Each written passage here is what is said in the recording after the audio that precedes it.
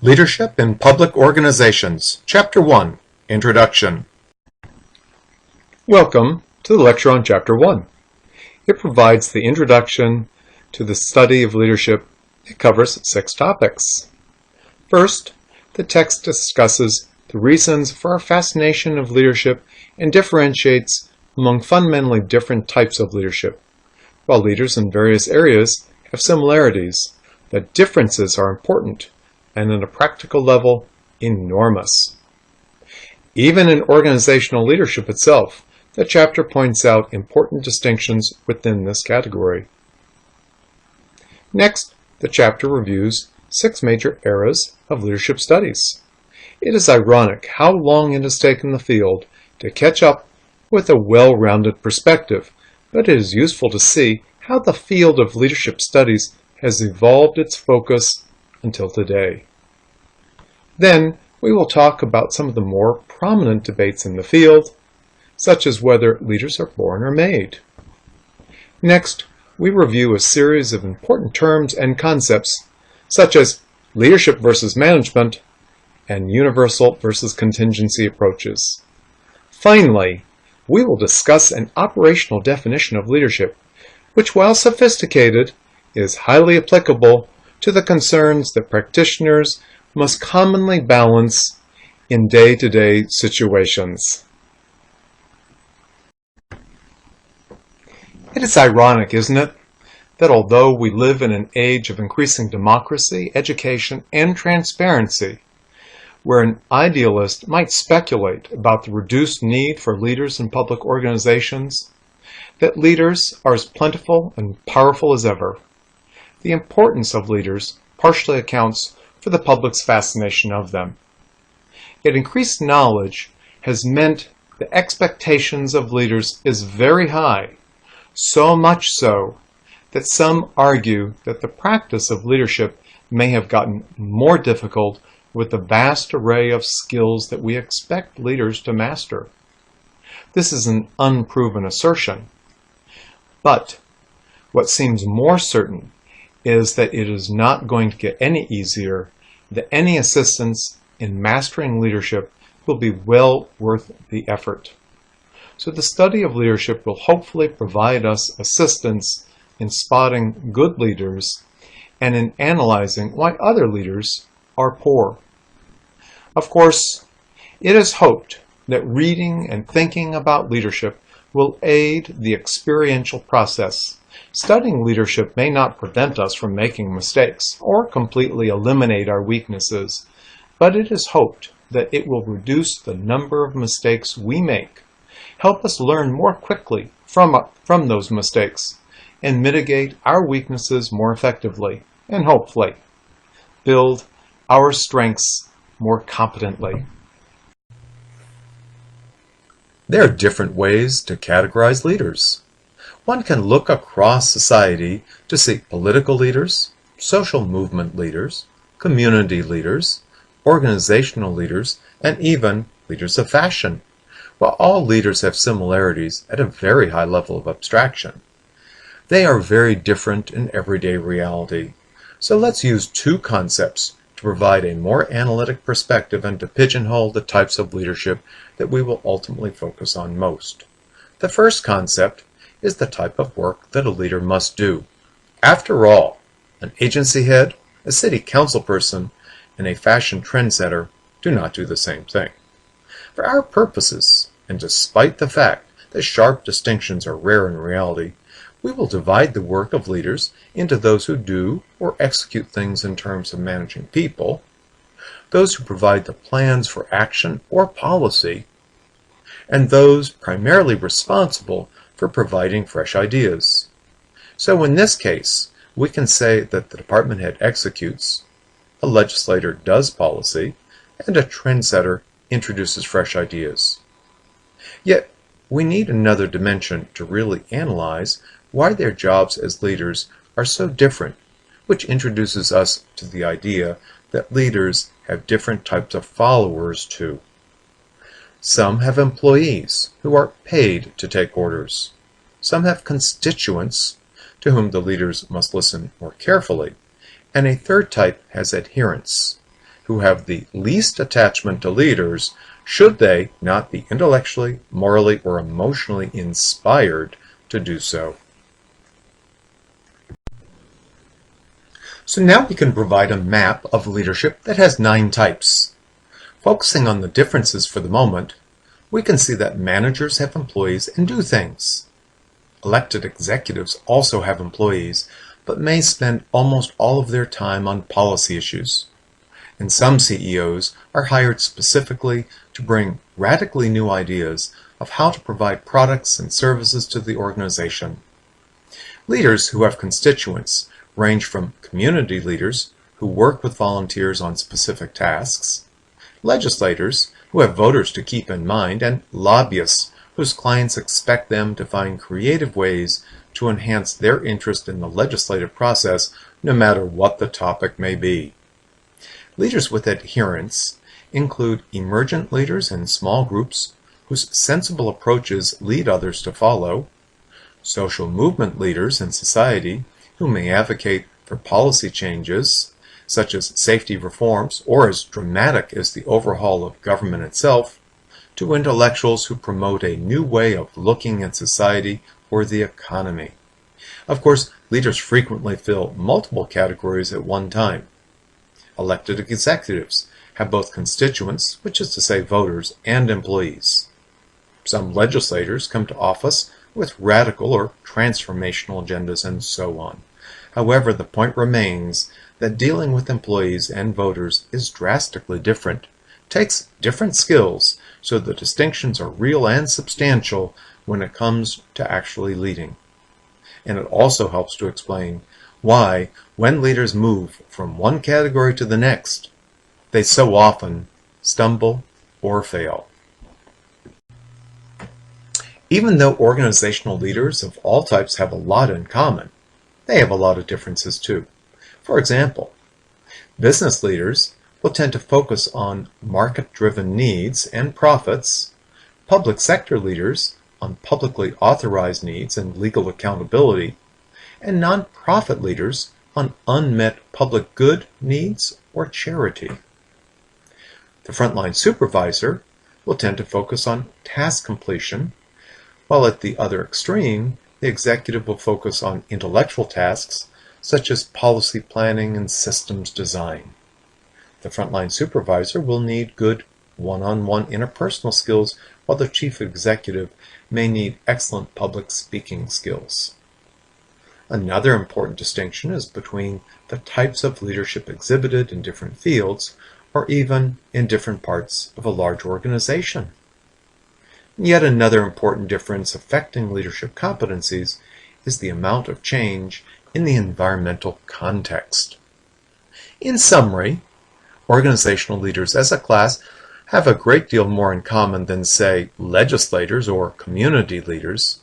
Nonetheless, organizational leaders work in different situations, and those differences are important in analyzing their specific leadership roles and thus the competencies they need to emphasize. Throughout history, leadership has been assumed in the discussion of political leaders, so references to leadership pepper the great religious texts, as well as the ancient philosophical teachings by people like Confucius, Aristotle, Plato, and Plutarch.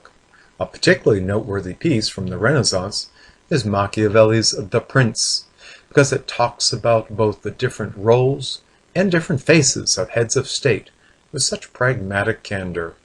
Because leadership was primarily associated with politics, and that was so heavily dominated by aristocratic classes, through the 19th century, leadership was largely inherited, but great leadership was assumed to be by individuals who could seize the tempo of the times and align it with opportunity to bend history in new directions. Some great leaders arose from the elites, such as Henry VIII, Louis XIV, or Peter the Great, but others could actually arise from the larger middle class, such as Napoleon, George Washington, or Martin Luther. These individuals may have had luck, but they also had unique, innate talents known to few, and thus this period's name is the great man era of leadership theory, although it was a rather unscientific and biased concept, and despite the fact that women, like Elizabeth I of England and Catherine the Great of Russia, would occasionally make their mark too. The age of science began to have its impact in the study of leadership around 1900, when the study of individual traits began in earnest. The questions became, what were the most fruitful traits of leaders, and what did those traits look like? While many traits are inborn, some are learned skills. This seemed like a fruitful inquiry at first, but the list of most important traits and skills became very long, and the exceptions became more and more troubling. For example, no trait was more important than decisiveness, yet the alter egos of decisiveness, such as hastiness, rashness, and even egomania, could lead to personal and organizational destruction. The trait era had only half the answer. In 1948, Ralph Stockdill pointed out that the field could make no progress until it took notice of the fact that leadership varies across situations dramatically. The field must first identify the contingencies by which leaders face, generally in classes of situations, such as managing in a crisis versus planning a sophisticated corporate expansion, and then identify the appropriate traits, skills, and other competencies. As this approach took hold, it was realized that competencies were too extensive to use for mid-level theorizing, so the study of traits evolved into the study of leadership styles or patterns of competencies. This intensive rebuilding of the field lasted approximately 30 years, leading to many transactional theories still in use today. However, the focus had largely shifted to the supervisory and mid-management levels. In the late 1970s, the interest in senior-level leadership had a great resurgence. After all, the post-World War II economic structure had shifted dramatically with the recovery of the global economy in the 1960s and the huge oil shocks caused by the nationalization of oil in the 1970s. In times of change, the need for dynamic leadership that responds to the need to transform becomes imperative. Therefore, a period focusing on transformational leadership was introduced. While some asserted at the time that transformational leaders represent true leaders, today most scholars and practitioners hold a more practical view. That is, transformational leaders are indeed critical in many situations, but that is not the best lens to use in order to study and practice leadership. Indeed, great leaders, it came to be understood, needed a transformation skills set, which they would use selectively along with other approaches. An additional perspective that arose in the late 1970s was a reminder that leaders lead for the benefit of the followers. This ethical perspective on leadership is called servant leadership because of the prominence of the work of Robert Greenleaf. By the 1990s, the field bifurcated into many approaches simultaneously. Some of the approaches to and perspectives on leadership that we will study include distributed leadership, leadership and power, shared leadership, which integrates vertical and horizontal types, leadership and culture, gender and leadership, complexity leadership, strategic leadership, and leadership and social change, as well as the modern version of trait theory, competency-based leadership, which looks at the skills needed in specific organizational contexts. The whole purpose of study in the social sciences is to tease out various contrasts and then to highlight them so debates are part and parcel of the process. However, some debates are more fundamental. There are 4 highlighted here that relate to leadership studies. What should leaders focus on? Technical performance, development of people, or organizational alignment? The answer, as is often the case, depends on what you need done or your personal preference. Leaders must accomplish things, so technical performance is important. Leaders also need to lead people, and they need to get work done through them. This is fundamental to what leadership is. Yet leadership is also about making sure that the unit, organization, or country being led is in alignment with the environment around it, no matter whether the changes needed are small and incremental or large and transformational. To what degree do leaders make a difference?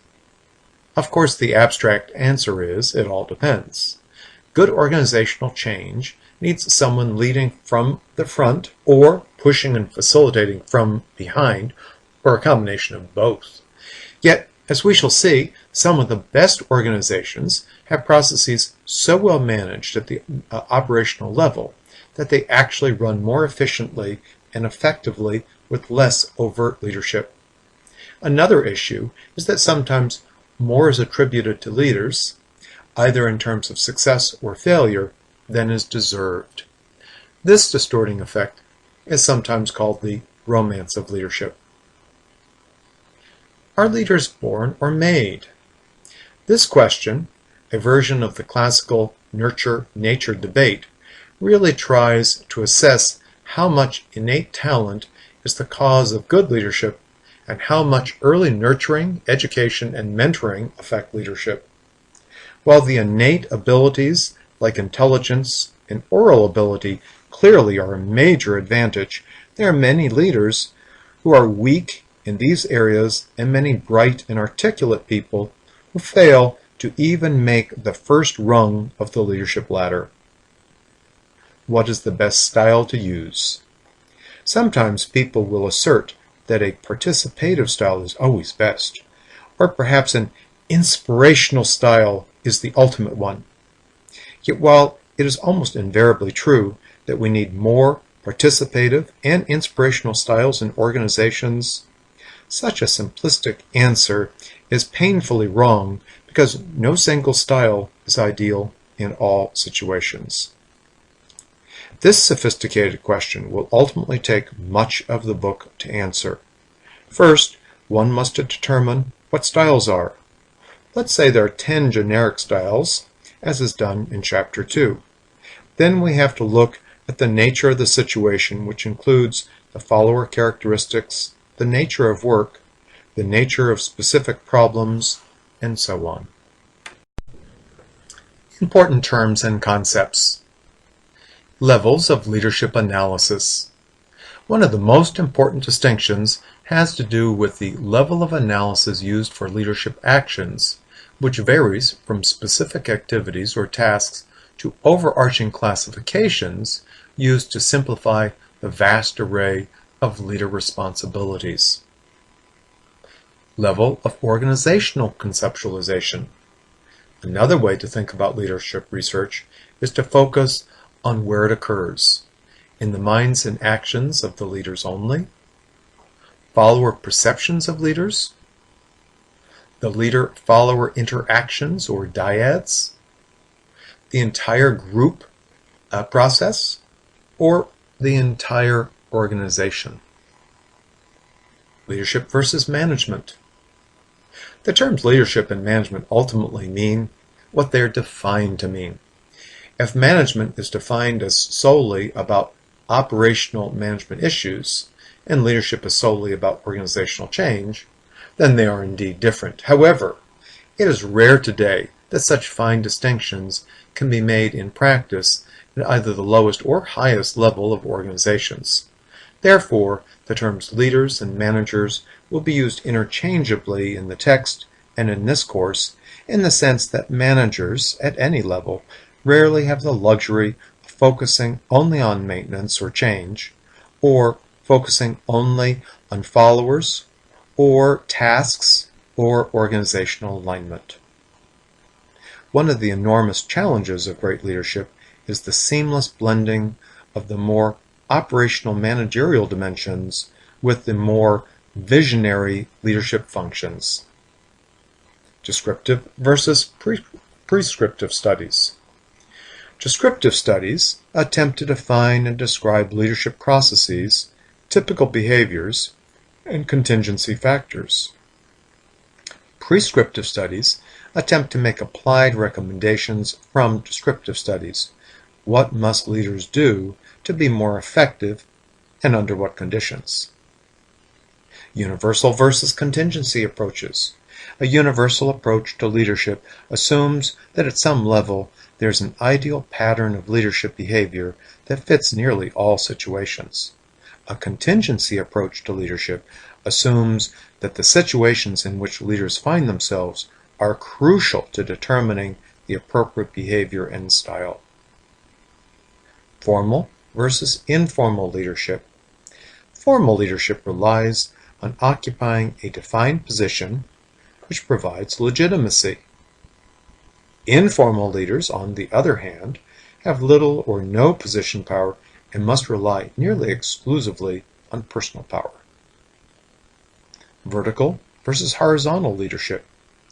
Vertical leadership is commonly expressed in hierarchical relationships when the bulk of the power is with the formal leader. Horizontal leadership occurs when hierarchy is reduced or eliminated. It emphasizes employee or follower empowerment and delegation, as well as partnering relationships. Leaders versus leadership. Because of the importance of individualism in Western culture, it is easy to exaggerate the role of the leader and to confuse leaders with leadership. Eastern culture tends to be more sensitive to the roles of culture, tradition, and the group. Although much leadership research focuses on an individual leader's perspective, leadership is a process that includes not only leaders, but followers and the environment as well. For example, in contexts in which leaders inhabit networks, a collaborative mindset may be far more optimal than a more leader-centric one. We end with a moderately sophisticated action-oriented definition, which will be expanded on in the text and the course. Leadership is a complex process involving the acts of 1. Assessing one's environment and one's leadership constraints. 2. Developing the numerous necessary leadership traits and skills, such as integrity, self-confidence, a drive for excellence, and skill in communications and influencing people. 3. Refining and modifying one's style for different situations. 4. Achieving predetermined goals. And 5. Continually self-evaluating one's performance and developing one's potential. We will defer the detailed discussion of the elements of the definition now, because these elements will ultimately be the focus of one or more chapters yet to come. So, we have briefly noted the importance of and fascination with the topic and the many types of leadership. We've reviewed the history of leadership research. We've looked at the perennial debates in the field, covered some of the more important terms necessary in order to understand the leadership literature, and ended with a broad, action-oriented definition. In the next lecture, we will focus on a conceptual element much referenced, but frequently not well understood, styles of leadership.